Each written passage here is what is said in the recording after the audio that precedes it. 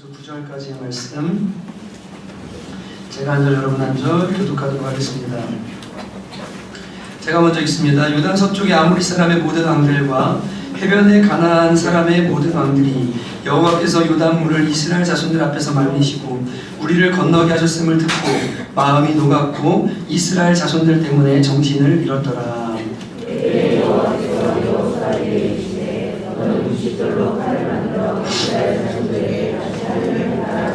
여호수아가 부싯돌로 칼을 만들어 할례산에서 이스라엘 자손들에게 할례를 행하니라.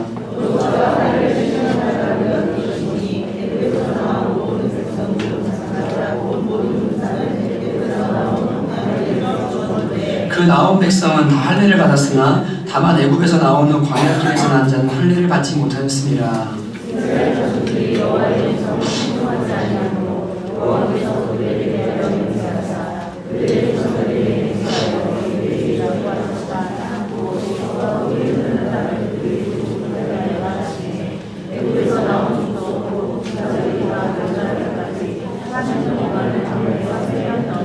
그들의 대를 잇게 하신 이 자손에게 여호수아가 할례를 행하였으니 길에서는 그들에게 할례를 행하지 못하였으므로 할례 없는 자가 되었음이었더라.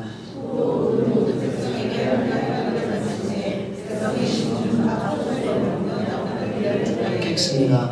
여호와께서 여호수아에게 이르시되 내가 오늘 애굽의 수치를 너희에게서 떠나가게 하였다 하셨으므로 그곳 이름을 오늘까지 길갈이라 하느니라. 아멘. 기도하십니다. 하나님 아버지, 이제 저희가 주님 앞에 찬양하며 예물드리고 주께 마음을 쏟고 이제 말씀 앞에 예배하기를 원합니다. 하나님, 참된 예배는 우리의 예배가 끝나고 삶의 현장에 돌아가서 주님께서 말씀하신 대로 순종하며 살아가는 것이 참 예배인 줄로 믿습니다.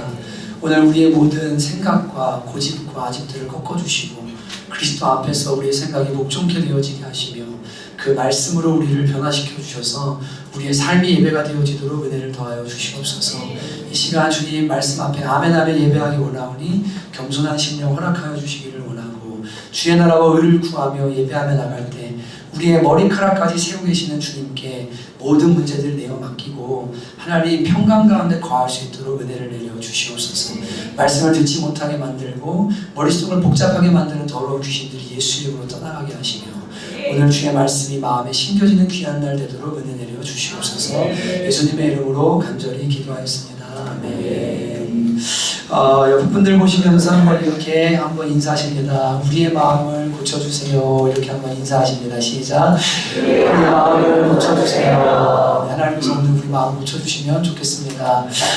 오늘 원래 1월 첫 주기 때문에 저희가 오병이어에 대한 말씀을 좀 나누면서 올해 하나님께서 우리 교회에게 주시는 새 일들을 하실 것에 대해서 좀 나누고 그런 비전들과 은혜들을 나누면 좋겠다 이런 생각들이 있었으나 지난 한 주 동안 기도하는 동안 하나님께서 그 전에 우리가 준비하기 원하시는 마음의 소원들을 많이 주셔서 우리가 우리의 일들과 어떤 외적인 육체의 일들을 이야기하기 전에 우리 내면들을 좀 더 하나님 앞에 더 깊이 준비하는 시간들을 가져야 되겠다라는 생각을 하게 돼서 오늘 기도하면서 이 말씀을 이제 함께 나누려고 합니다. 2010년에 이제 제가 어떤 기사를 통해서 엄청 놀라운 그 기술을 하나 보게 됐습니다. 별로 지금은 신기한 기술이 아닌데 워터젯이라는 기술인데요. 물로 쇠랑 돌을 자르는 기술입니다. 3,000 기압 정도 되는 엄청난 고압으로 이 물을 아주 얇게 분사를 시키는데 이 물로 어떻게 하냐면 쇠를 자르는 거예요. 보통은 레이저로. 물로 쇠를 자르는 그 기술을 이제 우리나라에서 실제로 어떤 박사님이 개발을 해서 그걸 수출하는 내용을 제가 보면서 깜짝 놀랐습니다. 낫수물이라고 말하죠. 보통 이렇게 돌 위에 떨어지는 물이 한 번, 두 번 계속 떨어지다가 나중에 어떻게 합니까? 그 힘이 얼마나 강한지 돌을 깊게 패잖아요. 그죠? 이 약한 물이 정말 아무것도 아닌 것 같은 물이 강한 압력의 힘을 받아서 집중하여서 한 곳을 쏘게 될 때 쇠도 끊을 수 있고 이런 나무 같은 거는요 한 30cm 정도 되는 데서 이렇게 하면요 그냥 확 나가버립니다. 칼처럼요. 살은 너덜너덜해져 버려요. 뼈도 조가리가 납니다. 그런 이 약한 물이 엄청난 집중력을 발휘하는 그 모습을 보면서 야 진짜 놀랍다라는 생각을 했던 적이 있었습니다. 우리는 이 사람이 마음을 한 곳에 집중하고 마음을 다해서 어떤 일에 집중하여서 무슨 일을 할 때 어떤 일들이 일어나는지를 우리는 잘 알고 있습니다.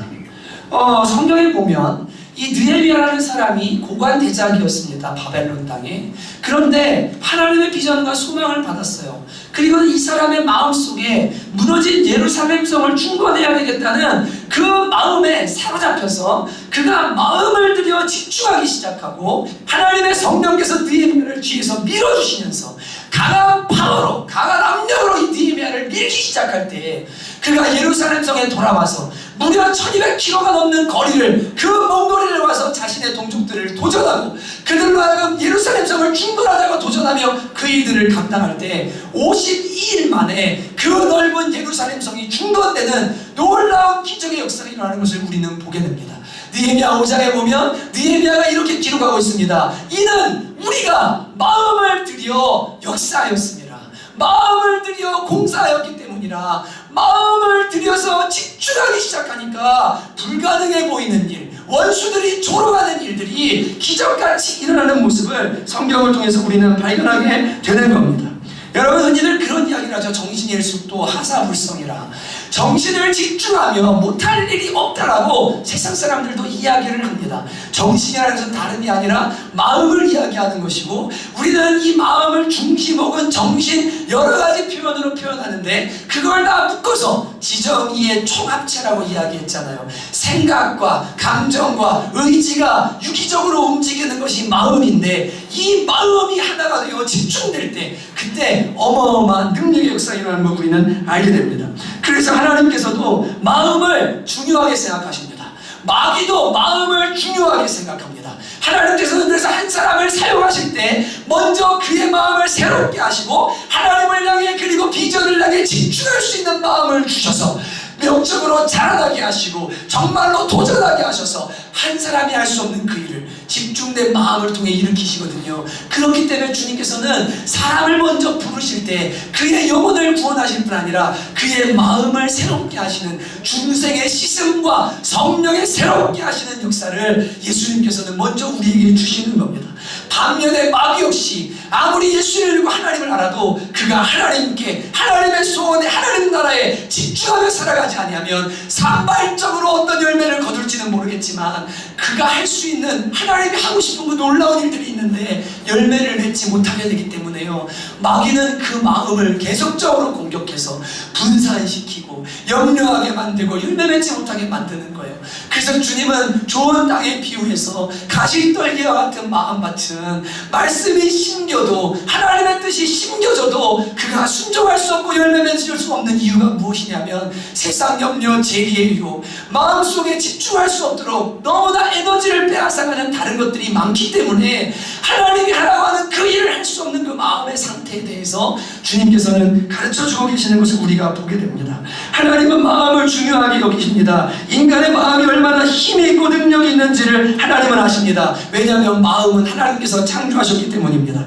그래서 하나님은 우리에게 하나님을 사랑하라고 할 때에도 그냥 네가 행위로 사랑해라, 그냥 대충 사랑해라 라고 말씀하지 않으시고 너는 나에게 마음을 다하고 뜻을 다하고 정성을 다해서 사랑해라. 하나님은 마음 받기를 원하시거든요.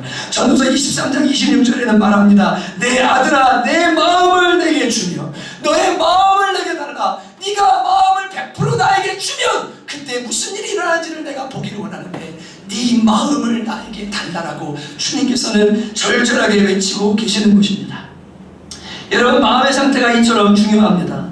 왜냐하면 하나님이 일하시는 처소가 바로 마음이요, 하나님이 거하시는 처소가 바로 마음이기 때문입니다. 우리는 신학적으로 마음을 영혼의 좌소다라고 말합니다. 영혼이 어디 있습니까? 라고 물을 때 우리는 그 영혼이 어디 있는지는 모르지만 우리의 마음 어딘가에, 분명히 인간은 총 이렇게 유기적인 존재여서 마음과 영혼과 육체를 분리해서 생각할 수 없거든요. 하나의 인격이잖아요. 그래서 마음은 영혼의 좌소거든요. 그래서 이 마음이 정결하고 마음이 깨끗하면 영혼도 행복하고 영혼도 기쁘고 좋아요.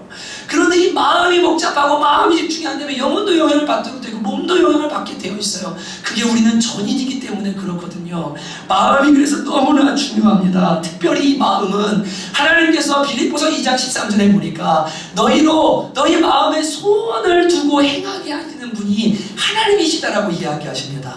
그러니까 하나님의 어떤 사람들을 움직여서 일하실 때, 하나님 나라를 이루실 때 무엇을 하시냐면 마음에다가 소원을 주셔서 일하게 하신단 말이에요. 그런데 마음이 정결하지 않아요. 마음이 하나 되지를 못해요. 마음이 하나님의 음성을 들을 수가 없어요. 마음이 너무 더럽고 복잡해요. 그러면 하나님의 마음을 알 수가 없고 하나님 뜻대로 움직일 수 없는 상태이기 때문에 주님이 일하실 수가 없는 겁니다. 그래서 이 마음이 정결하고 뜻이 진실해야 하나님의 마음이 부어지고 마음을 다해서 그 하나님의 일들을 감당함으로 열매를 맺는 일들이 일어나기 시작하는 거예요. 그렇기 때문에 오병이어 이전에 더 중요한 게 뭐냐면요, 하나님 앞에 내 마음을 바로 세우고 주님께 내가 무엇을 하든 내가 무슨 얘기를 하든 간에 정말로 주님께서 원하시는 중심, 진짜로 그 마음을 드릴 수 있는 깨끗한 마음, 하나님을 향한 집중된 마음을 먼저 가지실 수 있기를 주님의 이름으로 축복합니다. 여러분, 관자라는 현자죠. 중국의 현자입니다. 철학자가 이런 이야기를 했습니다. 몸을 닦고자 하는 사람은 먼저 마음을 바르게 하라. 마음을 바르게 하고자 하는 자는 먼저 뜻을 진실하게 하라. 근데 제가 이 글을 읽고요, 와, 이것은 하나님께서 일반한 쪽 속에 지혜를 주셔서 깨닫게 하신 거구나. 너무 은혜가 되는 거예요. 왜냐하면 로마서 12장에 보면요, 하나님께서 우리의 구원에 대해 1장부터 11장까지 쭉 얘기하시고 나서 12장의 시작에 이렇게 말씀하십니다. 만물이 주님께로 돌아간다. 11장 36절, 이는 만물이 주로 말미암고 주에게서 나오고 주로 돌아감이니라. 영광이 영원토록 세세토록 그에게 있을지어다. 만물은 주님께로 돌아가는 주님을 찬양한 다음에 12장에 딱 시작하는 이야기가, 그러므로 형제들아, 내가 하나님의 모든 자비하시는 너희를 권하노니 너희 몸을 하나님을 기뻐하시는 거룩한 산제물로 드리라. 이 너희가 드릴 영적 예배다. 근데 그 이어서 뭐라 그래요? 그 다음 뭐라 그래요? 이 세대를 본받지 말고 마음을 새롭게 함으로 변화를 받아 하나님의 선하시고 기뻐하시고 온전하신 뜻이 무엇인지 이해하도록 하라. 여러분, 몸을 거룩한 제물로 드리라고 말하면서, 근데 그 중심에 더 중요한 게 있는데 그게 뭐라고 말해요? 마음을 새롭게 함으로 변화를 받아 하나님의 선하시고 기뻐하시고 온전하신 뜻이 무엇인지를 이해하도록 하라. 여러분, 이 말씀이나 이 관자의 이야기나 매한가지인 거예요. 몸을 바르게 하고자 하는 자는 먼저 마음을 바르게 하라. 마음을 바르게 하고자 하는 자는 먼저 뜻을 진실하게 하라. 우리가 여러분 그냥 살아가라는 뭘 합니다가 중요한 게 아니라 그 무언가를 하는 마음의 중심이, 마음 속에 내가 무슨 마음으로 그걸 하는지, 내가 진짜 주의 영광을 위해서 하는 게 맞는지, 아니면 내 욕심 때문에 하는 건지, 내가 진짜 저 사람을 위해서 하는 건지, 나를 위해서 하는 건지, 교회를 위한 건지, 내 이름을 위한 건지, 그 마음가짐과 그리고 뜻이 진실해야 된다고 이야기를 하는 겁니다. 여러분, 성경에서는 이상하게도 하나님께서 우리에게 원하는 것이 마음이라고 말하면서 이 마음을 중심이라고 표현하는 것을 많이 보게 됩니다. 시편 51편 6절, 보소서 주께서는 중심이 진실함을 원하시오니 내게 지혜를 은밀히 가르치시리이다. 여기에 나오는 지혜는 in the inner part, 안에 있는 부분, 사람의 속사람, 속에 있는 그것을 의미해요. 머리만 의미하는 것도 아니고 감정만 의미하는 것도 아니고 이 사람의 마음 속에 있는 거, 영혼, 이거를 다 중심이라고 부르는 거예요. 하나님께서 뭘 원하시냐면 중심의 진실함을 원하신대요. 깨끗한 중심, 청결한 중심, 청결한 마음, 하나님을 향해 하나님의 마음, 이거를 주님께서 원하신다는 겁니다. 이 중심은 마음의 총체적인 상태, 내면의 총체적인 상태가 깨끗하고 정결한 상태를 말하는 겁니다. 그래서 성경은 마음을 새롭게 함으로 변화를 받아 하나님의 선하시고 기뻐하신 뜻이 무엇인지를 이해하도록 하라고 마음의 변화에 대해 강조하고 있는 겁니다. 오늘 이 본문에 나오는 이스라엘 백성들은 이제 막 요단강을 건너서 가나안 땅의 정복 전쟁을 앞두고 있는 사람들이었습니다. 이들은 가나안 이 유대 광야 2세대의 사람들이었는데 이스라엘의 첫 번째 세대가 나와서 하나님 앞에 큰 죄를 범합니다. 하나님이 홍해를 가르시고 10가지 재앙으로 이들을 빼내시고 만나를 주시고 물을 나게 하시고 메추라기를 주시고 기적을 베푸시면서 이들을 인도하고 계시는데 맨날 하나님을 원망하고 이게 싫다 저게 싫다 막 그러는 거예요. 신명기 8장 17절이죠. 15장 17절이죠. 내가 너희 말이 내 귀에 틀린 대로 내가 너희에게 해먹는다. 하나님께서 어느 날 참으시다가 내가 너희 진노한다.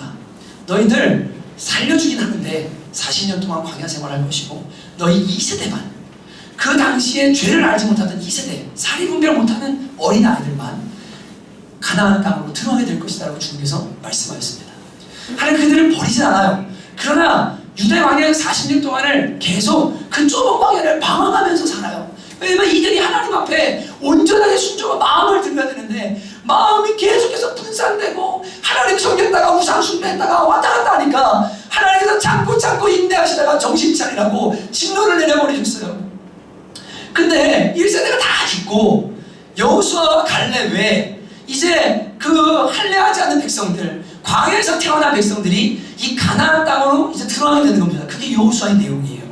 근데 요단강을 건너게 돼요. 어떻게 건너냐면 여러분 법궤를 메고 발로 밟을 때 요단강 물이 저 위에서 마치 흙이 쌓이는 것처럼 쌓여서 이 요단강을 건너는 역사가 일어납니다. 우리가 성경에서 홍해가 갈라져서 출애굽을 하는 내용을 한 번쯤 들어보셨죠? 이 출애굽하는 내용은 우리가 전적으로 은혜로 구원받는 모든 사람의 은혜인데 중생의 역사, 거듭남의 역사, 하나님이 우리를 부르시고 거듭나게 하시는 이 하나님의 주권적인 역사, 그래서 첫 번째 주님을 만나게 되는 중생의 은혜로, 그래서 영적 세례의 의미로 받아들입니다. 요단강을 건너는 것은 그냥 갈라주지 않으시고 성도가 순종할 때, 밟을 때, 아직 안 갈라졌지만 밟을 때 갈라지게 하시기 때문에 성도의 순종을 통해서 누리게 되는 하나님께 주시는 복락들, 축복들, 은혜들, 이것을 의미하는 것으로 신학적으로 해석을 합니다. 그런데 가나안 2세대들에게는요, 이 홍해를 물론 건너갔지만 이 요단강은 좀 특별해요. 가나안 2세대들에게는, 광야에서 태어난 세대들에게는 요단강이 홍해나 비슷한 의미가 있는 거예요. 무슨 말인지 이해가 되시죠? 광야에서 태어났기 때문에 홍해라는 걸 거치지 않았어요. 하나님의 기적적인 일하심, 물 가운데로 지나게 하시는 역사를 이들은 몰라요. 그런데 2세대가 이제 이 요단강을 건너는, 2세대에게는 홍해를 건너는 것 같은 기적의 역사를 이들이 경험합니다. 그런데 그것을 경험하고 나서 이게 얼마나 놀라운 은혜입니까? 얼마나 놀라운 기적입니까? 강물이 멈춰버린 겁니다.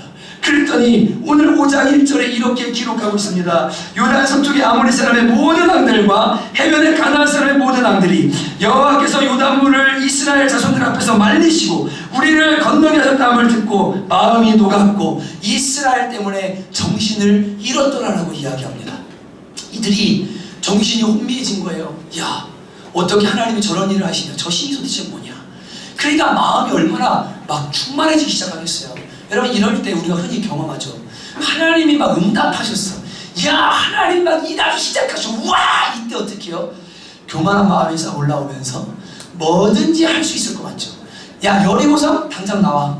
너네 문 열어. 이놈의 새끼들 막 이러면서 가가지고 막 달라들고 하거든요. 근데 주님께서 어떻게 하셨냐면요, 여호수아를 부르십니다. 그게 여호수아야, 너희들 지금 가나안 땅에서 할례를 안 받은 사람들이 있는데 너희들 지금 이 땅을 정복하는 것도 중요하고 나와 함께 해야 될 일들도 중요하지만 그보다 더 중요한 일이 있다. 그게 뭐냐면 너희가 나의 백성이라는 정체성을 회복하는 것이요, 나와의 관계를 회복하는 것이요, 마음을 새롭게 하는 것이 먼저 필요하다. 그리고 주님께서 지금 원기 충만하고 은혜 충만해서 앞으로 달려그러면 달려나갈 수 있는 이 이스라엘 백성을 향해서 할례를 시행하라고 길갈에서 이들을 멈추고 계시는 겁니다. 여러분, 할례가 무엇입니까? 아시다시피 포경수술을 의미합니다. 남성의 성기에 가장 예민한 부분의 앞에 있는 부분을 칼로 잘라내는 것을 의미합니다. 여러분, 호신술을 여러분이 다 배우신 분들 계시죠? 뒤에서 사람이 이렇게 끌어안거나 어떻게 할 때 외에는 남자들을 굴복시키는 아주 유일한 방법이 있습니다. 집에 가서 남편한테 시전하시면 큰일 납니다. 네, 남편한테 시전하시면 난리가 납니다. 하이힐을 신고요, 그냥 남성의 남심을 한번 빡 가격하잖아요. 최소한 10몇 분은요 정신을 못 차리고 그냥 쓰러져 있을 수밖에 없는 게 남자예요. 할례라는 게 뭐예요? 여러분, 정말로 그 성기의 끄트머리의 살을 칼로 벤다. 근데 오늘 여호수아에게 말씀하시기를 예리한 동이나 철이 아니에요. 부싯돌로 칼을 만들어서 그거를 베라는 거예요. 여러분, 돌로 이게 잘라집니까? 돌칼이 들어봐야 얼마나 잘 들겠어요. 근데 부싯돌 칼로 할례를 행하는 겁니다. 이스라엘 역사 속에는 야곱의 딸 디나가 세겜 땅에 나가서 구경하다가 세겜의 추장의 아들에게 강간을 당하고, 그래서 이 야곱의 아들들인 르우벤과 레위가 분노가 일어나서 세겜 족속들에게 말하길 우리랑 합쳐지려면 너희가 할례를 받아야 된다라고 이야기를 합니다. 그들이 할례 받고 누워있을 때 고통이 제일 심한 3일째에 르우벤과 레위가 들어가서 모든 족속을 2명이서 칼로 다 죽여버립니다. 이스라엘 사람들이 이 사실을 잘 알아요. 그들이 만약 적군이 앞에 있고 여리고 성이 한 4km 정도밖에 떨어지지 않는 이 거리에서 할례를 하고 누워가지고 남성들이 전부 다 하나같이 누워서 끙끙 앓고 있을 때 적이 이 소문을 듣고 공격하러 들어오고, 적이 만약에 행여라도 부대를 이루고 들어오면 힘 한번 써보지 못하고 죽을 수도 있다는 사실을 이들은 압니다. 그런데도 하나님은 이들에게 할례를 행하라는 거예요.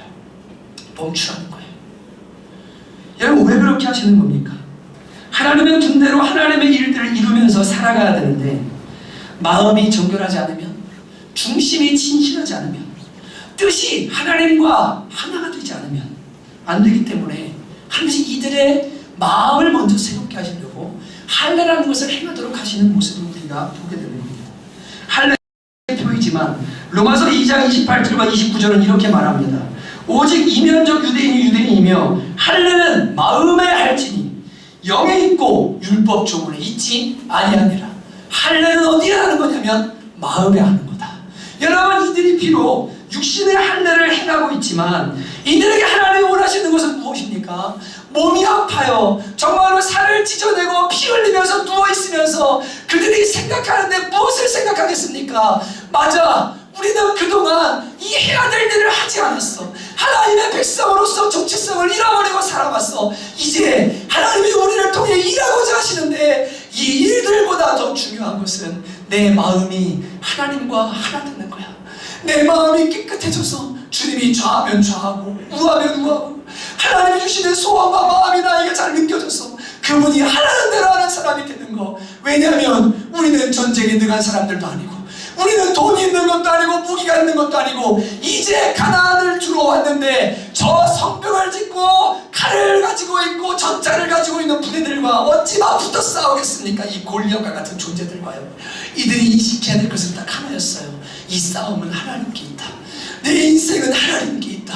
우리 생명은 하나님께 있다. 하나님만 경외하면 된다. 나는 하나님의 자녀라는 걸 인식해야 된다. 그래서 살을 찢고 뭐하냐면요, 그 고통 가운데 하나님 아버지를 생각하면서 마음을 주님 앞에 드리는 시간을 갖도록 하나님이 이 시간을 예비해 놓으신 겁니다. 광야 생활의 수치를 풀려버리겠다. 이제 우리는 옛날 삶을 살지 않을 거야. 하나님의 자녀야. 나는 이제 새롭게 살 거라는 마음의 각오를 하라고 이 할례를 행하도록 하시는 겁니다.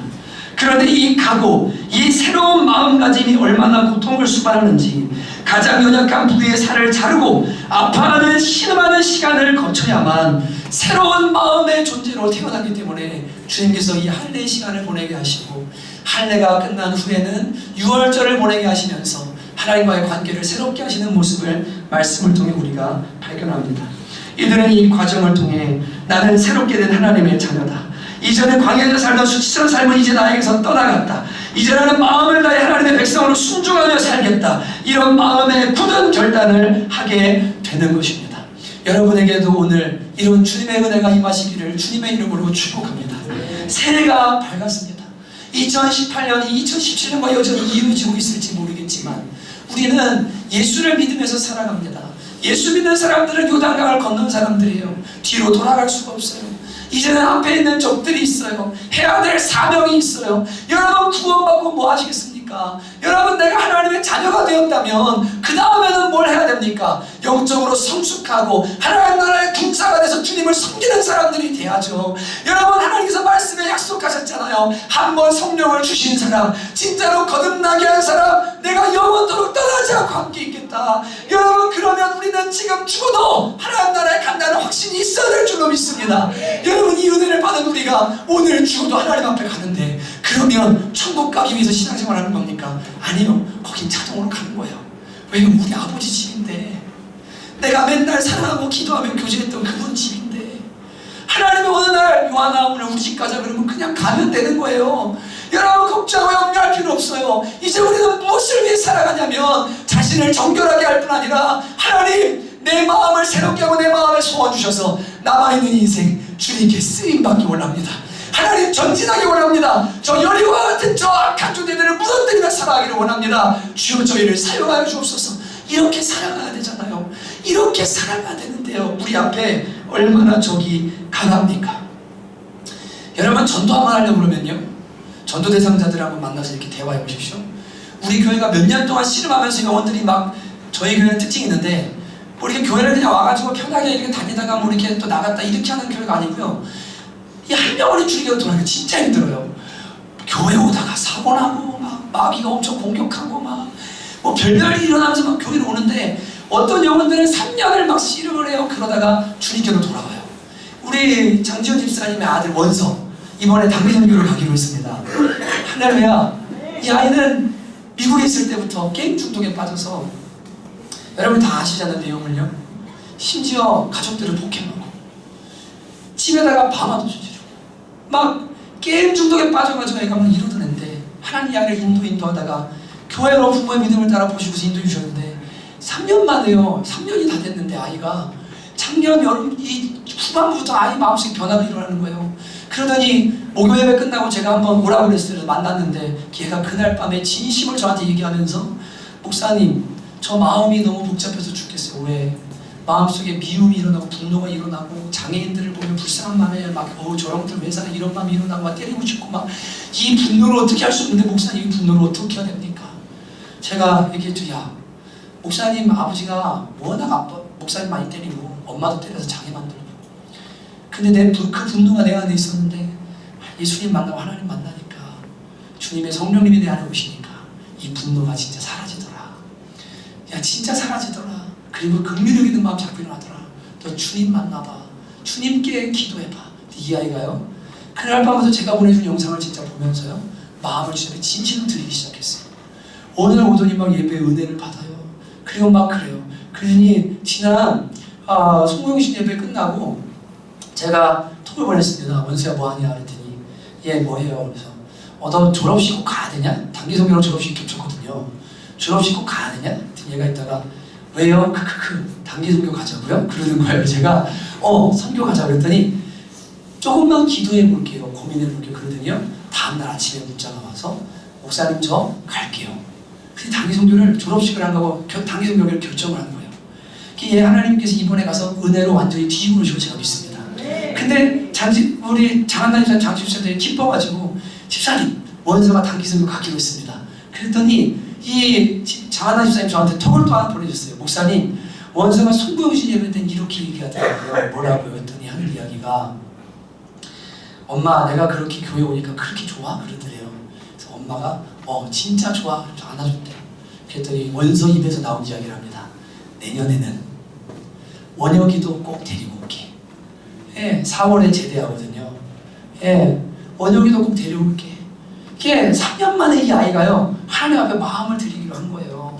그 부모님이 막 열심히 기도하고. 여러분 시간이 걸려도 실망하지 마십시오. 어떤 사람은 3년, 5년, 10년도 걸릴 수 있어요. 그러나 주님께서는 반드시 기도 어디 가지 않으시고 응답하십니다. 교회에 그렇게 하나님이 자꾸만 역사하시니까 영혼이 돌아올 때 너무 힘들어요. 만나보세요. 어떤지 아세요? 여리고성이에요. 이게 닫혀있는데 당최 마음을 깨뜨릴 수가 없어요. 전도 한 명 하기가 너무너무 힘들어요. 시대는 점점 악해져요. 점점 더 주님께로부터 멀어져요. 여러분 그런데 하나님은 우리에게 하라고 말씀하시고 명하시고 내가 너를 통해 할 일이 있다고 하시고 세상 가운데 열방 가운데 일하기를 원한다고 말씀하시는데, 그때 우리의 능력, 우리의 방법이 아니에요.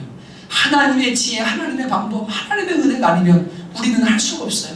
그렇기 때문에 2018년 새해 앞에서 여러분들이 어떤 일을 앞에 두고 있고 어떤 여리고성과 같고 가나안 땅과 같은 일곱 족속과 같은 이 거대한 무리를 앞두고 있는지는 모르겠으나 이 무리들 앞에서, 이 일들 앞에서, 어떠한 행위들 앞에서 먼저 중요한 것은 하나님 앞에 바른 마음가짐이요, 그 마음가짐 속에 무슨 뜻이 있는가를 하나님 앞에 정결하게 점검하는 시간이 필요하다는 것을 분명히 아실 수 있기를 주님의 이름으로 축복합니다.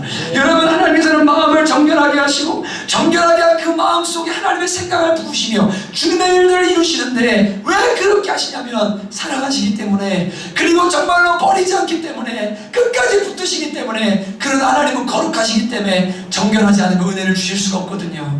그러니까 우리로 하여금 정결함을 요구하시는 거예요. 마음의 정결함을요. 여러분, 이 마음의 할례는 어떻게 받게 됩니까? 잘 들으셔야 됩니다. 부싯돌 칼로 살을 잘라낼 때 아프죠. 그렇게 하는 것처럼 마음의 할례는, 마음의 할례를 행하는 칼이 하나 있어요. 그게 뭐냐면 하나님의 말씀의 검이에요. 이것은 누가 손에 잡고 행하시냐면 여호수아는 구원자죠. 네, 예수 그리스도가 입에 나오는 검으로 싸우신다고 말씀하십니다. 마지막 날. 근데 하나님께서 이 말씀의 검을 사용하게 하시는 분이 계세요. 그분이 누구냐면 바로 성령님이세요. 이 성령님께서 말씀의 검을 가지고 뭐 하냐면 저와 여러분의 마음에 할례를 행하십니다. 이 겉에 굳은 마음, 그리고 딱딱하게 굳어서 하나님의 마음으로 움직일 수 없고 세상 것들이 너무 가득 들어와서 문제가 있는 이 마음을 무엇으로 수술하시냐면 하나님의 말씀의 검으로 성령께서 이것을 붙드셔서 뭐 하냐면 수술을 하시는 거예요. 알파에서도 이야기를 나눴는데, 어떤 여자분이 남편을 위해 기도를 했습니다. 남편이 예수님 믿게 해주세요. 제발 돌아오게 해주세요. 한 5년간을 열심히 기도하는데 어느 날 남편이 갑자기 머리가 이상해졌는지, 여보, 나 내일 교회 갈게, 토요일날 이러더라는 거예요. 그래갖고 이 여자분이 너무 놀라서, 아니 이 사람이 내일 교회를 간다고? 근데 여러분, 교회 간다 그러면 그때 딱 떠오르는 생각이 뭐예요? 내일 목사님 말씀이 뭘까? 우리 남편에게 무슨 말씀을 주실까? 막 이거 궁금하잖아요. 여러분, 전도생들 데려오면, 그죠? 그래서 죄송하지만 우리 교회에 막 누구 데려왔는데 그날 외부 강사예요. 그러면은 막 괜히 심하고 막 이런 일들이 일어나잖아요. 예, 괜히 제 설교만 좋아하시고, 제가 늘 얘기하죠. 하나님의 은혜는 그렇게 임하는 게 아니고 설교자를 따라 임하는 것도 아니고 주님이 하고자 하시는 대로 일하시는 줄 믿습니다. 이 여자분이요, 전화를 했어요. 부목사님한테. 목사님, 내일 담임 목사님 설교 나왔습니까? 전화했더니 예, 나왔습니다. 본문이 어딥니까? 창세기 5장입니다. 창세기 5장을 펴봤어요. 맥체인 성경 읽으시죠? 네, 이틀 전에 읽으셨겠네요. 창세기 5장에 무슨 내용 나오죠? 무슨 내용 나오죠? 족보, 할렐루야. 족보가 나옵니다. 이 여자분이 족보를 읽는 순간에 망했다. 이 족보에서 누가 누구를 낳고 죽고 이게 무슨 남편의 은혜를 받을까? 이러고는 내일은 망했다. 그리고는 하필 왜 내일이 설교냐 이러고는 잠을 자면서 주님 앞에 기도를 했어요. 그리고 다음날 남편과 함께 예배를 갔습니다. 그리고 점심을 밖에서 먹으면서 남편에게 묻습니다. 여보, 예배 어땠어? 그 남편이 갑자기 말하는 거예요. 여보, 나 이번 주부터 교회 나가려고. 왜?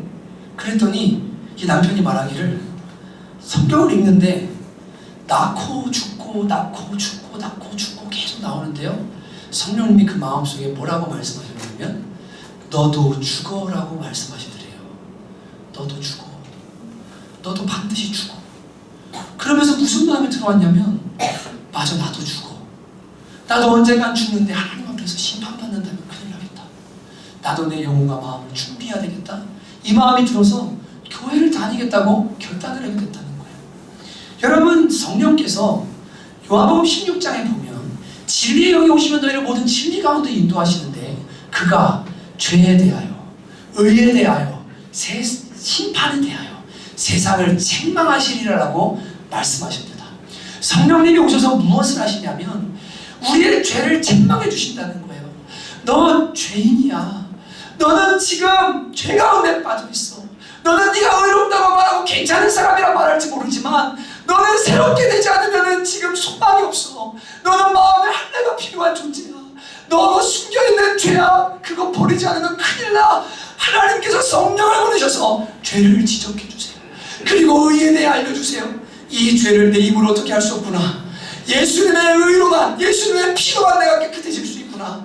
그리고 예수님의 의를 받은 사람은 심판에서 면제되는구나, 내가 하나님의 자녀가 되는구나. 이 복음, 이 말씀을 가지고 일하시는 분이 바로 누구시냐면 성령 하나님이신 겁니다. 여러분, 하나님께서 우리를 다루실 때 아픕니다. 말씀이 찌르는 검처럼 우리에게 아프게 다가옵니다. 수술할 때요.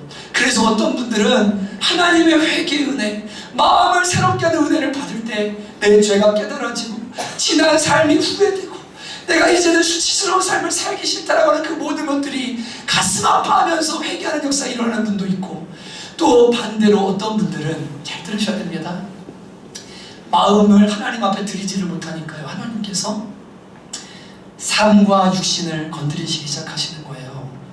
마치 할례를 하듯이 고통이 있어야 마음이 가난해지고 하나님 앞에, 하나님, 제가 죄인이군요, 제가 부족하군요, 제가 잘못했군요를 깨닫기 때문에, 하나님께서 사랑하기 때문에, 죽이려고가 아니에요.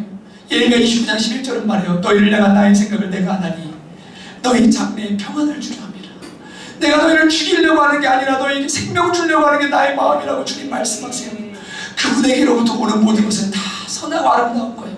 그분이 너무 사랑하기 때문에, 그 마음을 새롭게 하셔도 안 되기 때문에, 이 사람은 마음을 새롭게 하려면 육신을 건드리지 않으면 안 되니까, 삶을 만지지 않으면 안 되니까 주님이 아프지만, 부모가 자녀에게 가슴 아파서 매대듯이 때로는 징계하시고 매를 대서라도 할례의 고통을 통해서도 마음을 새롭게 하려는 것이 하나님 아버지 마음입니다. 아파요. 그러나 반드시 진행됩니다. 왜냐하면 우리 입장에서는 하나님이 하실 새 일들을 경험하기 위해서는 반드시 한 번쯤은 마음에 새롭게 하시는 역사를 경험해야만 합니다. 하나님의 입장에서는 당신의 이름이 걸려있는 사람들, 하나님의 사랑받는 자녀가 세상을 살아가는데 수치스럽게 살고 마귀에게 지고 세상에게 지고 죄에게 지고 자기에게 지면서 사는 게 아니라 자기를 이기고 세상을 이기고 담대하게 살아가기를 원하시는데, 승리할 수 있도록 함께 하시기를 원하시기 때문에 자기 이름 때문에라도 우리를 새롭게 하셔야만 하는 겁니다. 여러분, 할례하듯 고통스럽게 하시는 역사, 수치를 드러내시고 부끄럽게 만드셔서 수술하시고 고치시는 역사, 마음을 상하게 하시고 책망하시는 역사, 이런 성령이 하시는 역사들을 통해 우리는 마음의 할례라는 것을 받게 됩니다. 저는 그 3년 전에 큰 사고를 당했을 때 진짜 많이 힘들었습니다.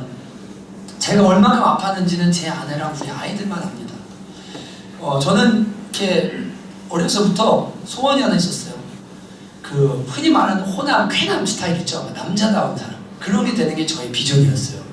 그래서 어려서 태어났는데 뼈가 너무 얇은 거예요. 그래갖고 어디 갔는데 항상 하니까 피아노도 막 4년 만을 쳤거든요. 초등학교 때 그랬더니 애가 손이 예쁘다고 막 이러는 거예요. 난 예쁘다 이런 말은 저한테는 이건 절대 용납이 안 돼요. 그래서 어떻게 되냐면 손을 막 이걸 해가지고 뚝뚝뚝뚝 해가지고 해서 그 결과가 이 바디가 이렇게 굵어졌어요. 막 중국 영화에 보니까 철사장이라고 나오더라고요. 모래에다 손을 막 집어넣어요. 막 단련하는 거예요. 나는 손 예쁜 거 싫어. 그래갖고 막 모래에다 막 손을 넣고 막 주먹으로 벽을 치고 하면서 진짜 나는 남자다운 게 좋아 이렇게 살았던 사람이라, 웬만큼 아픈 거, 웬만큼 이런 거, 또 운동도 많이 해서 이런 게 별로 이렇게 굴하지 않습니다. 한 번은 운동하다가 농구하다가 공이 여기 맞았는데 이게 이쪽으로 튀어나왔어요. 뼈가요. 그런 거 잘 못 보셨죠? 뼈가 이리로 튀어나와요. 그러면 이렇게 살 안에서 뼈가 여기 두 개가 이렇게 겹쳐집니다. 이게 당겨져서 고무 당기듯이 요만큼 반마디 짧아져서 두 개가 딱 합쳐져요. 이게 이리로 넘어오려고 그래요. 진짜 신기해요. 근데 그걸 보고 하는 거 아니에요. 저는 어떻게 했냐면 옆에 사람들이 보고 있잖아요. 친구들이 딱 꼈어요. 딱 낀 다음에 이 정도만 괜찮아. 그리고 가서 혼자 아파할지언정 이런 사람이거든요. 근데 사고를 났는데 차가, 그 형제가 운전하는 차, 걔 하나님이 때리시려면 저를 때리지 말고 걔를 때렸어야 돼요. 왜냐면 그 당시 걔의 삶이 하나님 앞에서 진짜 회개해야 될 삶이었거든요. 근데 걔가 운전하는 차, 그것도 제 차는 악기 싣고 강남에서 예배 끝나고 넘어오라고 하고 이제 교회로 돌아오는데 그 친구가 자기 차에 타라고 그래가지고 그날 하필 그 차에 탔어요. 그리고는 왜 그랬는지 운전석 뒤쪽에 탔어요. 그리고는 두 형제가 타 있는데 얘가 갑자기 저한테 그러는 거예요. 자기가 드럼이 치고 싶은지 교회에서. 목사님 저 드럼 쳤던 거 영상 보여드리고 싶다고 하면서 앞에 영상에 제가 드럼 영상을 보려고 이렇게 틀어준 겁니다. 뒷자리에 있다가 제가 이렇게 일어나면서 그 영상을 보려고 앞으로 기울였는데 아이가 좌회전 신호를 잘못 보고 직진 신호가 떠났는데 좌회전인 줄 알고 야탑에 있는 저 성남시청 뒤쪽에 있는 사거리에 차가 쌩쌩 달리는 사거리에서 좌회전을 딱 들어갔는데 90km로 달려오던 차가 이렇게 있으면 이렇게 받으면 충격이 뒤에 있는 사람들 전체적으로 올 거 아니에요. 이렇게 돌고 있는데 코너링을 하고 있는데 제가 어디 탔다고요? 운전석 뒷자리에. 그리고 뭐 하고 있었다고요? 일어나서 앞에 있는 영상을 보려고 이렇게 일어나서 엉거주춤한 자처럼 서 있는 찰나였는데 이 상태에서 정통으로 제가 볼 때는 앞이요. 여기를 정확히 받았어요. 차는 폐차했고요. 저는 어떻게 됐냐면 이렇게 보려고 이렇게 하고 있던 참에 여러분 유도로 이렇게 사람을 맺히면 어떻게 되는지 아시죠? 뼈 부러지잖아요. 그것처럼 농구하다가 제일 위험한 게 허리가 틀어진 채로 바닥에 떨어지는 거거든요. 척추가 뒤틀린 채로. 이러면 크게 다칩니다. 몸이 이렇게 기울어진 상태에서 뻥 날아가면서 뒤쪽 눈에다가 이쪽 어깨랑 머리랑 허리랑 그냥 이렇게 꽈배기처럼 꼬인채로 갔다가 그냥 콱 박아버린 거예요. 사람이요. 앞에 타고 있던 형제들은 그냥 충격이 이렇게 왔지만 어떤 사람 벨트도 하고 가만히 앉아있고 얘가 시트를 다 이렇게 튜닝을 해놨어요. 옆을 쏴주는 걸로. 그래서 탄 사람들은 다 멀쩡했어요. 근데 이 아이가 보험 처리를 하면 회사가 잘리는 상황이에요. 보험도 못 불러요. 그때 당시에 교회가 개척하고 4년쯤 이쯤 될 때겠죠. 돈도 없어요. 병원도 가긴 해야 되는데 뭐 방법도 없어요. 근데 그냥 어떻게 했냐면 야 괜찮아 보험 처리 안 해도 돼. 그냥 일단 나 집으로 갈게. 그리고는 걷다가 저도 유언 집사님 있는데 한 100m 정도도 못 걸어가지고 제가 도저히 못 걸어서 집사님 저를 업고 택시를 타서 집으로 왔다가 이제 치료를 하려고 그랬거든요. 근데 저는 마음이 이 정도는 내가 이길 수 있어. 지금까지도 군대에서도 허리 디스크 2개 터지고 헬기 타고 다 했는데 이거 못해? 그리고 항상 제 마음에는 나는 할 수 있어 이 마음으로 살아왔으니까 이것도 이길 수 있어라고 생각하고 어떻게 했냐면 이 아픈 몸을 이끌고 동원이한테 야 농구하러 가자. 운동해야 되겠다. 내가 너무 힘들다. 그리고는 운동을 하면서 이걸 좀 어떻게 풀어야 되겠다 해서 운동을 올라갔어요. 근데 동원이 형제가 그날 농구라는 거를 평생에 처음 해본 날이었어요. 예, 제가 슛을 3점 라인에서 던졌는데 이 친구가 저한테 앞으로 달려들면서 뛰었습니다. 결과는 어떻게 됐냐면 그 친구 발 위에 제 발이 떨어지면서 오른쪽 발 인대 2개가 완전히 다 끊어졌어요. 뼈에서 뜯겼는데 완전히 딱 뻑 소리가 나면서 으악 하고 나니까 테니스 공만큼 부어요. 복숭아뼈랑 거기가요. 와 얼마나 아프던지. 그리고 나서 또 무슨 객기인지 수술하고 11일 만에 저희 교회 부흥 집회가 있었거든요. 선교사님 한 분을 모시고 나 이 정도 이길 수 있어. 그리고 어떻게 되냐면 11일 만에 기부스를 풀었어요. 그 붕대를 감고 집회를 강행을 했어요. 그때 이제 교회 오신 분들이 몇 분 계십니다. 예, 꽤 계십니다. 그 집회에 오셔서 교회 오신 분이 이제 강행했어요. 그렇게 하는데 허리는 틀어졌죠. 목은 4개가 문제가 생겼댔죠. 디스크는 2개가 터져 있죠. 발목은 수술했죠. 온전하지 않죠. 이런 상태로 온몸이 엉망이 막 되기 시작을 하는 겁니다. 골골골골골골. 제 아내가 옆에서 저를 봐서 알지만 앞으로 일어나지를 못해요. 1분에 윗몸 일으키기를 70개씩 하는 사람이 앞으로 이렇게 일어나지를 못해요. 어깨가 아파서 옷을 못 입어서 1년 동안 제가 아내를 안 부르고 이렇게 껴서 입은 다음에 이쪽 손을 끼고 나옵니다. 근데 어떤 날은 여보 나 이게 도저히 안 돼. 나 옷 좀 입혀줘. 그래서 옷을 입고 나와요. 하나님 나 왜 이렇게 아파야 돼요? 내가 왜 사고를 당해야 돼요? 내가 왜 이래 돼요? 그때 그 당시에 외부에서 성도님들이 자꾸 막 오시는 거예요. 예, 우리 교회가 이제 소문날래나 봐. 이제 우리 교회가 막 부흥할래나 봐. 이런 찰나에 그때 저는 책을 쓰고 있었고 책 제목도 정해놓고 대지도 잡아놓고 야, 이 책을 써서 이걸로 좀 어떻게 해봐야 되겠다. 영향을 끼쳐야 되겠다. 이러던 찰나인데 사고 났습니다. 그때 침상에서 주님이 수술대 위에서 저한테 하신 말씀은 딱 하나였습니다. 내가 언제 너한테 그런 거 하라고 하니?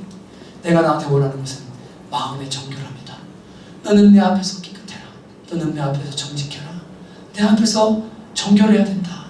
근데 그 아픈 시간을 제가 3년을 보냈잖아요. 3년 동안 저한테서 두 가지가 빠졌어요. 두 가지가. 첫째는 나는 내 의지로 무엇이든 할 수 있어라는 그 마음 있죠. 이 교만이 하나님 앞에서 완전히 빠졌어요. 이제는 하나님은 옛날에는 의지한다고 했지만 그래도 마음 한편에는 나는 의지가 강한 사람이야. 난 뭐든 할 수 있어. 맘먹으면 다 할 수 있어. 그 마음 있죠. 그게 하나님 앞에서 꺾였어요. 이제는 주님이 안 하시면 저는 아무것도 못합니다. 주님, 저는 어린아이입니다. 진짜 고백이 나와요. 그리고 또 하나 저한테 빠진 게 있어요. 그게 뭐냐면 농구예요. 농구. 제가 운동을 진짜 좋아합니다. 근데 운동을 좋아해서 선수도 하고 막 운동을 많이 했는데 돈 안 들고 혼자 할 수 있고 그 다음에 정죄감 안 드는 운동을 찾은 게 그게 농구입니다. 공만 있으면 돼요. 가서 그냥 혼자 던지면 되고요. 그냥 뭐 이거 운동한다고 뭐 거기 마음에 정죄감 들어야 될 이유가 어디 있겠어요. 그러니까 농구를 제가 워낙 좋아했기 때문에 이 농구를 그냥 나의 이제 운동으로 삼아야 되겠다고 농구를 진짜 좋아했어요. 근데 제 아내는 여보 농구하지 마. 농구하러 많이 안 갔으면 좋겠어. 그렇다고 제가 뭐 일주일 내내 농구하는 사람은 아니에요. 시간도 없고 그냥 농구를 좋아하니까 그 농구를 사랑하고 그래서 늘 사역 끝나고 들어가면 뭐 하냐면 농구 시즌이 되면 야 11월에 언제 농구 개막하냐를 기다렸다가 농구가 딱 시작되면 저녁에 하이라이트 필름 있죠. 풀경기는 너무 기니까 여러분 목사가 그 풀경기 보고 있으면 하나님 뭐라고 하시겠어요? 그러니까 11분짜리 12분짜리 하이라이트를 잘라진 걸 제가 이렇게 봅니다. 밤에 누워서. 그래서 막 재밌다 막 이러면서 NBA 보고 막 이러면 한 두 개, 세 개를 보면 30분, 40분이 지나가요. 근데 이게 마음속에 제가 늘 마음에 뭐가 있냐면 하나님께서 어느 날은 너 오늘 안 보면 안 되겠니? 라는 마음을 자꾸 주시는데 제 속에서 농구가 뭐 큰 죄도 아닌데 내가 가서 하는 것도 아니고 이 정도 보는 것도 나쁜 건가라는 마음이 제 속에 있으면서 계속 그걸 못 놨어요. 진짜로요. 작년 제자반 10월 11월쯤에 제자반에서는 저희가 이제 관계가 깊어지니까 많은 얘기를 나누거든요. 성경기도 하고 때 얘기했어요. 우리 순종해야 될 거 뭐 있냐 이런 거 얘기할 때 작년에 제가 얘기했습니다. 제가 순종이 안 되는 게 있는데 농구 하이라이트 보는 게 이게 내가 순종이 안 된다. 이게 2개 이상 안 봐야 될 것 같은데 어떤 날 3개를 보는 날은 정신하지만 보고 미칠 것 같다. 그래서 내가 결단을 하는데 농구 하이라이트를 절대 2개 이상 안 보도록 기도를 해달라. 그래가지고 제가 제자반에 기도 요청을 하고 2개만 보기 시작했어요. 근데 하나님께서 연말이 되면서 웃기시죠? 예, 목사도 사람이에요. 다 이런 고민하면 살아요. 예, 이 하나님의 마음이 자꾸만 너 안 봐도 되는데 왜 보냐? 너 피곤하지 않냐 지금? 근데 여러분 작업하고 들어갈 그 피곤한데 농구를 켜고 있어 이렇게. 예, 야 오늘 누가 이겼나? 이러고 있어요. 마음에 하나님께서 계속 말씀하십니다. 너 그거 내려놔라, 그거 내려놔라, 그거 내려놔라. 주님, 제가 못 내려놓은 거 아니잖아요. 뭐 비싼 장비를 사나요? 제가 농구를 맨날 가나요? 그런 것도 아니잖아요. 근데 하나님이 원하시는 건 뭐예요? 중심의 진실함이요. 너 네 마음 한켠에 있는 그 미련, 네가 가서 뛰고 농구하는 거 아니어도 너 그 농구를 향한 그 마음, 빼앗기고 있는 그거 내려놓으라는 말이야. 여러분 사지 않아도 인터넷에 쇼핑을 즐기는 분들이 얼마나 많습니까? 안 사요. 근데 계속 봐요. 왜요? 세상에 대한 미련 때문에요. 직접 사진 않지만 마음이 그 미련이 그 끈이 놓아지지를 않는 거예요. 계속적으로 그거를 향하는 마음 한켠에 하나님께서 너 그거는 죄야, 아주 큰 잘못이야 라고 말하지 않을지라도 그 미련을 놓자고는 그 죄, 그 끈, 하나님께서 정말로 네 마음을 나한테 온전히 달라. 너는 나에게 진짜로 정직하라고 하시는 그 요청이 우리 모두에게 있거든요. 그래서 올해 하나님 그걸요 내려놨어요. 근데 내려놓고 나니까 너무 늘 우리가 느끼는 거잖아요. 자유가 임해요. 보고 싶은 날 한 개 정도 봐요. 근데 정체감이 사라져요. 안 봐도 돼요. 예. 그리고 진짜 이상해요. 옛날에는 저는 NBA 하이라이트는 매일 챙겨봐야 되는 사람이었어요. 진심입니다. 근데 안 봐도 괜찮아요. 그리고 켜려고 하는 순간 오늘 보기 싫은데 오늘 팔 아픈데 내가 누워서 이거 들고 있어야 돼. 그리고는 그냥 자야지. 그리고는 그걸 내려놓고 뭐 하냐면 잠들게 돼요. 여러분 저는 목사지만 목사도 사람이에요. 마음에 동작들이 있어요. 에이 뭐 그 정도 죄 가지고 이럴 수 있을지 모르겠지만요. 하나님과 가까운 저로서는요, 그 농구 보는 그거 있잖아요. 이게 저한테는요, 마음의 중심하게 드리는 문제가 아니었어요. 하나님께서 저한테 요청하셨어요. 내려놔라. 네 마음 깊은 데 있는 그 연민을 끊어버려라. 여러분, 그거 발견하시고 하나님과 정결해 주실 수 있기를 주님의 이름으로 축복합니다. 어떤 사람은 자녀, 어떤 사람은 돈, 어떤 사람은 명예, 어떤 사람은 어떤 것들, 이거를 못 놔요. 그래서 하나님이 움직이고 싶어요. 소원을 주세요. 근데 그대로 따라갈 수 없는 마음의 상태인 사람들이 많이 있어요. 여러분, 성령께서 여러분에게 말씀으로 가르쳐 주시고 은혜 주실 수 있기를 주님의 이름으로 축복합니다. 알파를 했습니다. 남자분들이 함께 모여서 15명이 기도하며 무려 5시간 20분 동안 강의 3번 하고 성찬식하고 회개하며 성령의 충만을 구하며 기도하며 밤을 새며 시간을 보냈습니다. 근데 그 과정 가운데 성찬식을 시작하는데 불이 꺼져 있는데 이종선 집사님은 저쪽에서 먼저 무릎 꿇고 시작하시더라고요. 제가 가슴이 찡하더라고요. 하나님 앞에 무릎 꿇고 아이처럼 기도하면서 훌쩍훌쩍 울면서 기도를 시작하는데 옆에 있는 사람들이 점점 울기 시작합니다. 다 하나님 앞에 울기 시작합니다. 모임이 끝나고 같이 이제 서로를 기도하는 시간을 가지면서 나와서 기도를 요청하십시오라고 말하는데 어떤 남자분은 이야기합니다. 마음속에 40년 동안 미움을 담아두고 있었습니다. 아무에게도 한 번도 말하지 않았었는데 이 미움을 이제는 해결하고 싶습니다. 눈물로 고백하면서 기도해달라고 요청했어요.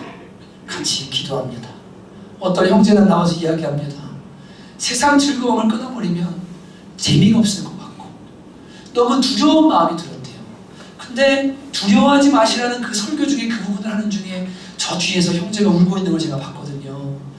근데 기도를 받으러 나와서 하는 이야기가 제 마음에 이 세상을 끊어버리면 재미가 없어질 것 같아서 두려워. 뭔지 모를 두려워. 그게 자꾸 마음을 자극하고 있었는데 오늘 제가 그거 내려놓고 하나님의 성령으로 충만한 받기 원합니다. 저를 위해 기도해 주십시오. 각자가 나와서 하나님 앞에 기도를 요청하며 기도를 받고 같이 뜨거운 기도하는 시간을 그때 보냈어요. 제가 너무 감사했어요. 왜냐하면 남자 성도들을 바꾸시는데 내려놓을 수 없는 것들을 내려놓게 하시고 버릴 수 없는 것들을 버리게 하시고 하나님 그 마음에 오셔서 역사하시는 거예요. 다 같이 울면서 하나님 앞에 회개하고 기도하면서 저는 믿어요. 그날 그분들의 마음속에 새로운 역사가 시작되었을 거예요. 여러분, 2018년이 시작됐습니다. 이제 우리는 앞을 향해 달려가야 됩니다. 여러분, 어떻게 해야 되겠습니까? 여러분, 지금 잠깐 멈추세요.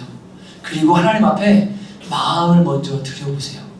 그리고 하나님의 마음을 정결하게 하고 진실된 중심을 갖기를 구하면서 하나님 앞에 뜻이 진실한 사람이 되기를, 하나님만이 내 안에 가득 차시기를 한번 강구해 보십시오. 결론의 말씀을 드립니다. 에스겔 36장에 보면 굳은 마음을 자고 부드러운 마음을 주겠다는 주님의 약속이 있습니다. 이것은 과정입니다. 먼저 마음을 새롭게 하신 후 그의 삶을 회복시키시고 그에게 걸려있는 이름을 회복시키시는 역사가 에스겔 36장에 기록되어 있는 것을 보게 됩니다. 거기 보면 내가 너로 하여금 수치를 당하지 않게 할 것이다. 너를 정결케 할 것이다. 너로 인해 더럽혀진 내 이름을 회복케 할 것이다 라고 주님께서 약속하십니다.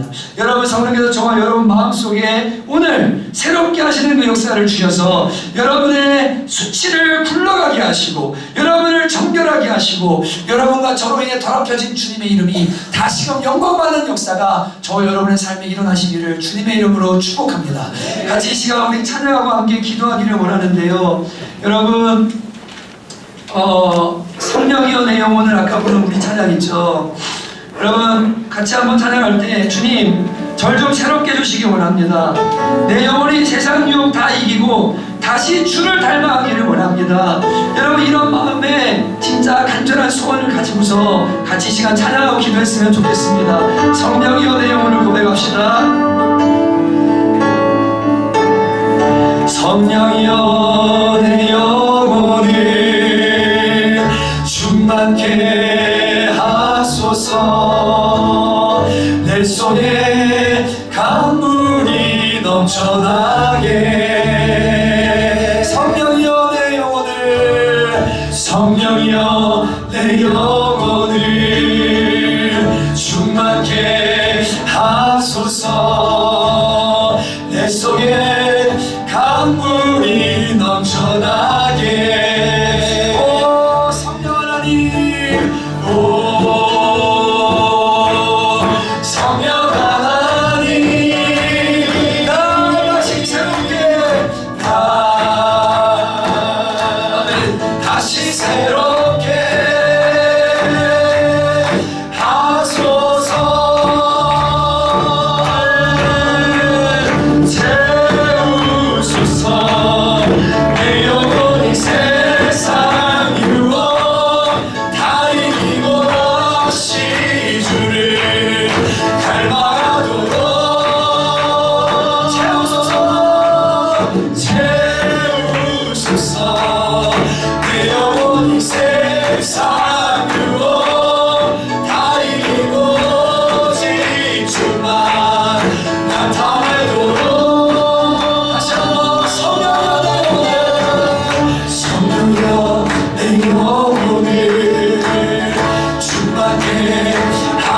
하소서. 내 속에 강물이 넘쳐나게. 성령이여 내 영혼을 충만케 하소서. 내 속에 강물이 넘쳐나게. 아멘.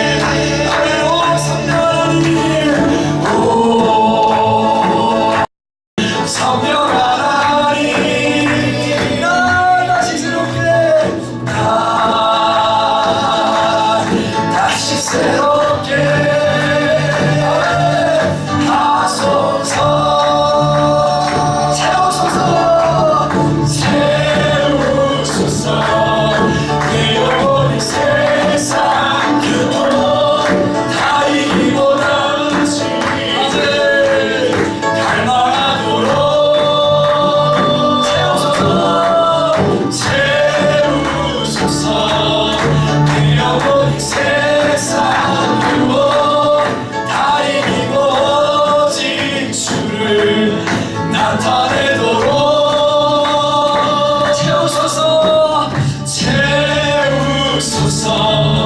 내 영혼이 세상 그도 다 이기고 시주를 갈망하도록 채우소서. 채우소서. 내 영혼이 세상 그도 다 이기고 지주만 나타내도록.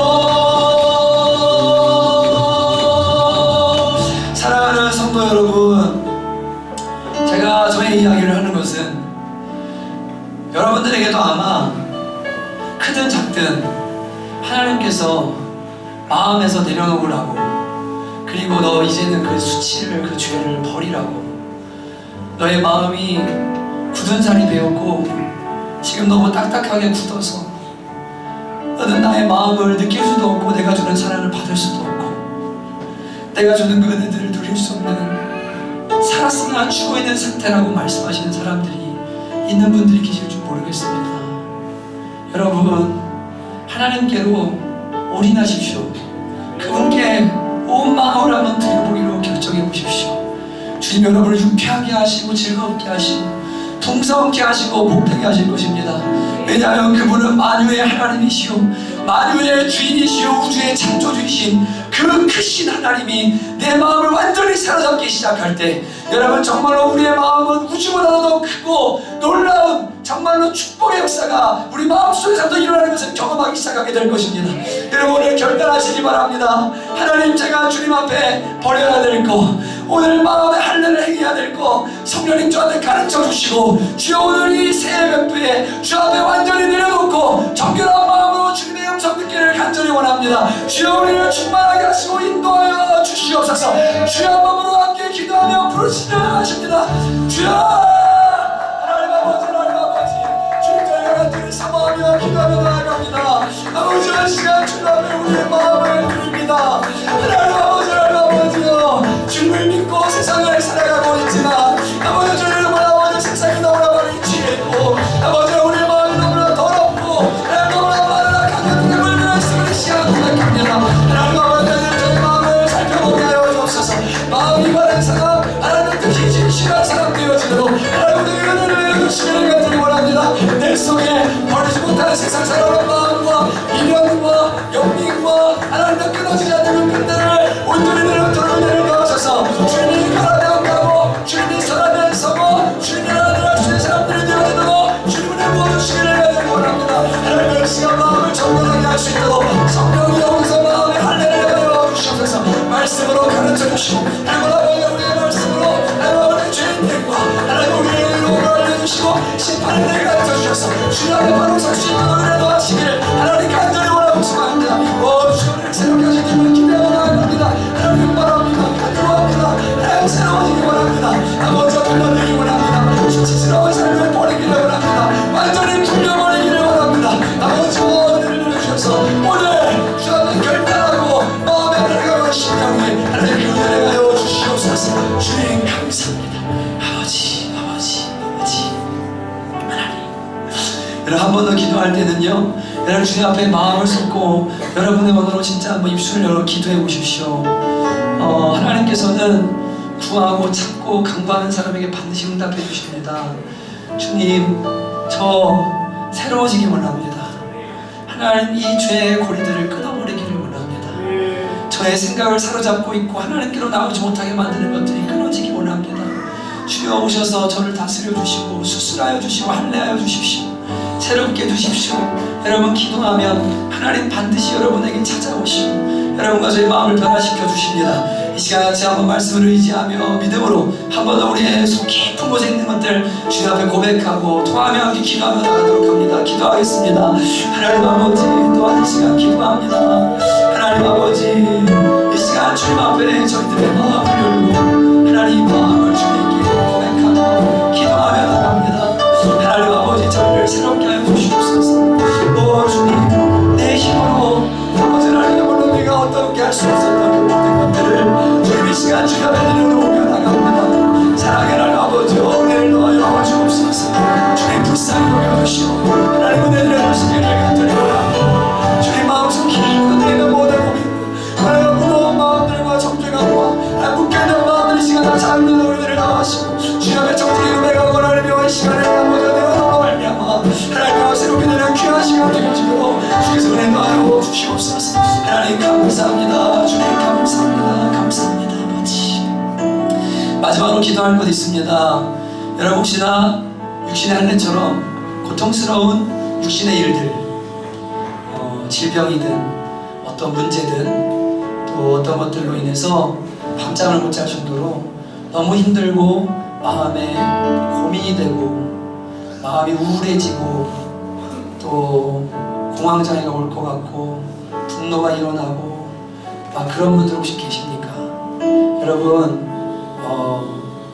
방법이 하나 있는데요, 잠깐 그 모든 것들을 멈추고 하나님께 집중하며 나가기 시작하는 거예요. 여러분의 마음을 하나님께 있는 그대로 다 올려드리고 또 그 모든 일들 속에서 내 속에 있는 모든 죄와 욕심과 더러움과 연약함들을 주님의 보혈로 씻어주시기를, 정한 심령 되기를 간절히 기도하며 주의 도우심을 구하면 하나님께서 우리를 죽이려고 하시는 것이 아니라 살리게 하시려고 우리를 그렇게 하시는 것이기 때문에 여러분, 하나님의 은혜, 회복의 은혜, 그 이름이 회복되는 은혜 주님께서 여러분에게 반드시 주실 것입니다. 이 시간에 그러한 상황에 있는 분들 계신다면 마음을 쏟으며 주님, 제가 주님께로 돌아갑니다. 하나님, 제 마음을 정결하게 해주시기 원합니다. 주여, 주님께 마음이 하나 되기 원합니다. 주님과 온전히 연합하기 원합니다. 그렇게 이 시간 함께 마지막으로 한번 기도하며 나가도록 합니다. 기도하겠습니다. 하나님 아버지, 주님 이 시간에 사랑하는 권속들 안에 아버지 하나님, 육신의 여러 가지 일들과 아픔과 눈물들, 하나님 아버지, 왜 하나님 나한테 이런 일을 하십니까? 이해되지 않고 또 아버지 하나님, 정말 아픈 일들이 하나님 우리 안에 다 있습니다. 그러나 주님, 저희가 믿는 것은 하나님은 사랑이시고 주님은 선하시고 우리의 삶에 가장 좋은 것을 주기를 원하시는 아버지 하나님임을 저희는 알고 있습니다. 주여, 우리가 우리의 마음을 바르게 하면 하나님, 우리가 마음을 정결하게 하고 성령의 주의 음성을 따라 마음의 할례를 행하고 주님의 정결하고 깨끗하게 성령으로 회개하고 나아갈 때 아버지 하나님이여, 주님 우리를 새롭게 하시고 하나님이여, 우리에게 새 마음과 새 은혜와 새 힘을 주실 것을 믿습니다. 오늘 그러한 심령들이 있다면 하나님 새롭게 하여 주시고 주여 아버지의 모든 것들을 주 앞에 내어놓으며 마음의 자유를 누릴 수 있도록 주님께서 은혜를 더하여 주시옵소서. 하나님 감사합니다. 주님의 사랑을 의지합니다. 주님의 성령을 의지합니다. 하나님 감사합니다. 아버지, 나의 마음 받으소서. 오셔서 주님의 저소 삼으소서. 나의 전부이신 주여, 내 마음을 받아주소서. 나의 마음 받으소서. 나의 마음 받으소서. 오셔서 주님의 저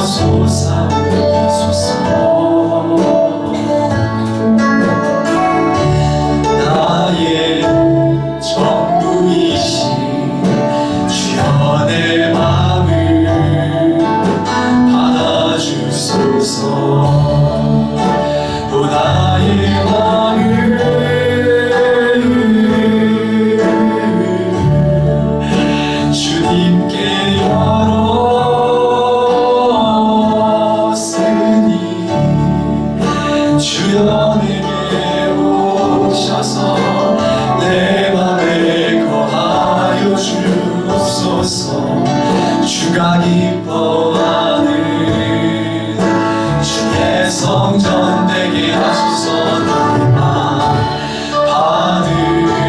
받으소서. 오셔서 주님의 저소 삼으소서. 아멘. 나의 전부이신 나의 전부이신 주여 내 맘을 받아주소서. 나의 전부이신 나의 전부이신 주여 내 마음을 받아주소서. 다시 한번 나의 전부이신 나의 전부이신 주여 내 마음을 받아주소서. 이 시간에 마음에 많은 갈등과 혼란스러움이 있는 분들은 그리고 죄가 내 마음을 사로잡고 있고 세상의 모든 욕심과 욕망이 사로잡고 있는 분들, 가슴에 좀 손을 이렇게 두 손을 얹으시기 바랍니다. 손을 얹는다는 것은 하나님 앞에 겸손히 제가 은혜받기 원합니다라는 그러한 표입니다. 그리고 저를 따라서 이 시간 살아계신 하나님께 함께 기도하도록 하겠습니다. 하나님 아버지, 저의 인생과 마음의 모든 것이 하나님께 달려있음을 고백합니다. 여리고성을 무너뜨리는 것도, 아이성에서 이기는 것도 모두 주님의 주권에 있음을 이 시간 고백합니다. 주님이 원하시는 것은 우리가 어떤 놀라운 일을 하는 것보다도 먼저 우리의 마음이 정결케 되기를 원하시는 줄로 믿습니다. 주님, 제 마음이 복잡합니다. 우상이 많이 있습니다.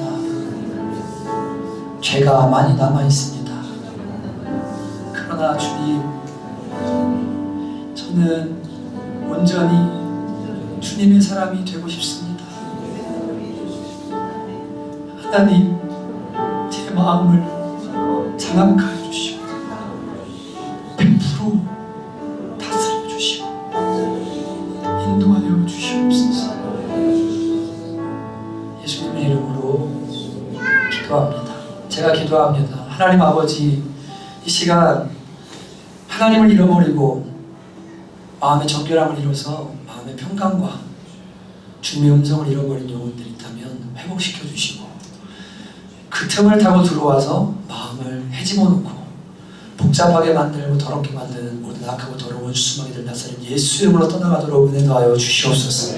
아버지 하나님, 이 시간 주의 성령으로 마음들을 인쳐주시고 다시 한번 내 것이라 불러주시며 자유케 해주시기를 원합니다. 주님 감사합니다. 그렇게 하실 주님을 찬양합니다.